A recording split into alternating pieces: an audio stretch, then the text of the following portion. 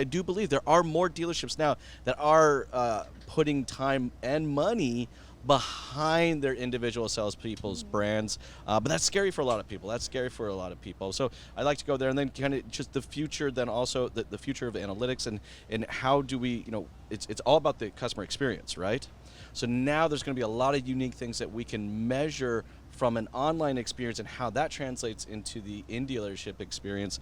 And then, Ashley, for yourself, like just all this newfound data, between people out there being their own brands, all right, and now being able to really kind of track both the digital and the physical experience. So this is where we're going to go. I'm going to start with Tianna, kind of on the branding side. Coming out of now the last 24 months, moving forward, what do you really kind of hope to see that dealers kind of really embrace what they've learned about personal brands? So when it comes to personal branding, I think these last couple of months have, just to reiterate, have just stressed the importance of it. And not only that, I feel like there's more of a less professionalism now in the workplace and in the transaction, if that makes sense too.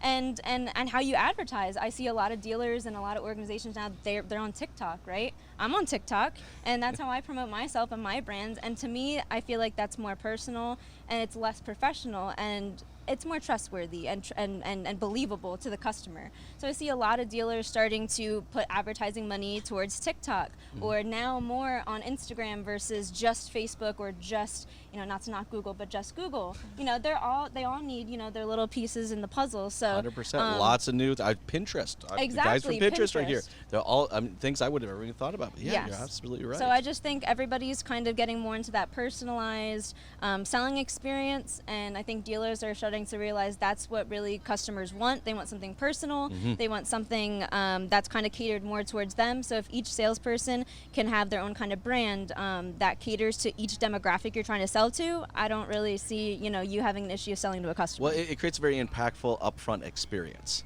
And when I think of kind of the experience and how we measure the experience and how we optimize the experience, that does make it very interesting. I know there's still dealers out there that are worried, like, what about my brand? Well, but it's like the dealership's brand, and we call this a people business, right? But do we really call it a people business? But is it really? So I look, I'm with you. I do know some dealerships out there that have actually now allocated monthly budgets to salespeople's actual brands, and I think that's amazing. And how that promotes the experience. Now taking that experience kind of to the next step, and then a digital experience. There are just so many ways we can now measure that digital experience. What's kind of coming down the pipelines for us, George? As far as measuring, I think further embracing Data Studio. There's a lot of great studio templates out there. I know large dealer groups are definitely taking all that data and putting it into Data Studio. Dealers can also get a free API for Google My Business to flow that into Data Studio as well, and that creates some really powerful reporting. Yeah, can we go a little bit further down that rabbit hole, because I do not think a lot of people watching or listening even know what that is. Yeah. So the Google Business Profile has reporting called Insights, and it's really good data and interesting, but it's not trended. It's all snapshot for the most part. And so I think for dealers, it's more important to say year over year is my service page getting more searches, views, actions, activity, right? So trending in it, I think, is key. You can do an API through a company called Jepto. That's JEPTO. And they'll give you a free API where you can connect your Google Business Profiles and then flow it in. And they have default templates that are wonderful. You use those templates and you're off to the races.